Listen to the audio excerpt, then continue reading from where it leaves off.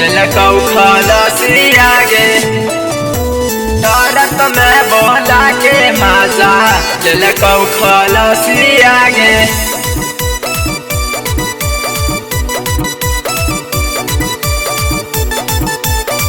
ललकौ खलसिया गे। Recording by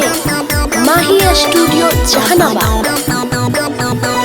ताजा जवानी छौड़ी कर दिल कौ बसिया गे ताजा जवानी छौड़ी कर दिल कौ बसिया गे टरक में बोला के माजा ललकौ खलसिया गे टरक में बोला के माजा ललकौ खलसिया गे ताजा जवानी छौड़ी कर दिल कौ बसिया गे ताजा जवानी छौड़ी कर दिल कौ बसिया गे टरक में बोला के माजा ललकौ खलसिया गे टरक में बोला के माजा ललकौ खलसिया गे टरक में बोला के माजा ललकौ खलसिया गे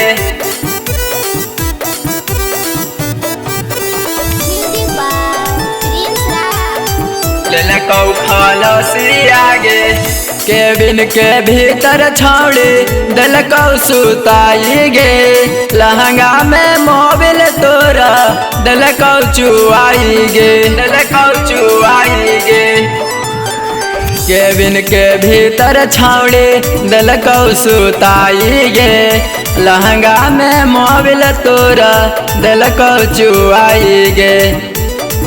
ओढ़नी हटा के छौड़ी पी गे लौलसिया गे ओढ़नी हटा के छौड़ी पी गे लौलसिया गे टरक में बोला के माजा ललकौ खलसिया गे टरक में बोला के माजा ललकौ खलसिया गे टरक में बोला के माजा ललकौ खलसिया गे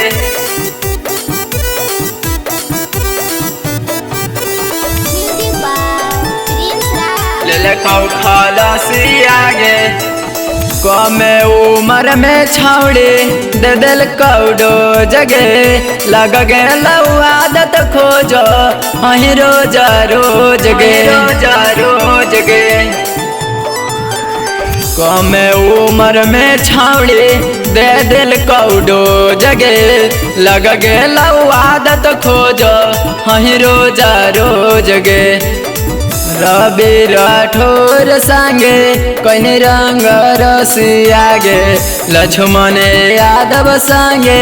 कौन रंग रसिया गे टरक में बोला के माजा ललकौ खलसिया गे टरक में बोला के माजा ललकौ खलसिया गे।